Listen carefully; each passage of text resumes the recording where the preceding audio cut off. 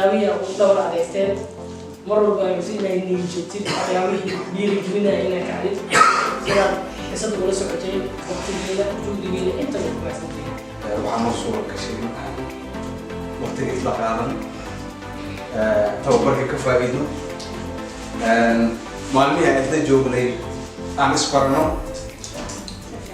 aan ogaano nin walba ganacsiga uu leeyahay aan ogaano maxaan ku rahdaa sektarada lagu kala jira ama maxaan ku rahdaa qaybaha kala duwan dadka ku kala jira in aan dadka kala qorsheyno aan dhahno adiga groupkana tahay adigana kooxdana tahay adigana kooxdaas tahay oo aan ogaano inay kooxaha wada shaqaysanayaan waxa la bartay waxaa kamid ahaa in qorshe ganacsigeedkaaga aad soo qeexidid in aad u samaysid wax la yiraahdo mataqaanaa magac ama sumad qofbas ay u taqaano in aad sida quruxda badan oo bangiga aad rabtid in aad dhaqaalaha ka qaadatid qaab ay ku qanci karaan in aad u diyaarsatid si lagu aamino ama aad mataqaanaa wixii aad sidii loogu talagalay aad isaga wareejisid waxaan aad ugu mahadcelinaynaa Ustaad Maxamed Diini asxaabta marka xigtana waxaan u mahadcelinaynaa ganacsatada Balcad oo dulqaadka muujiyeen sida ay u soo horeen waqtigooda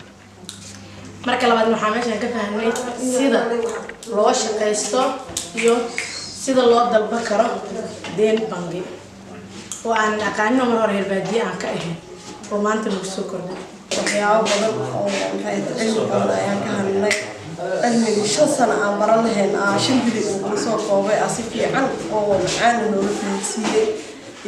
sida aan heerka ganacsiga u maamulan lahayn wax walba waxay ahayd diiwaanada siiyay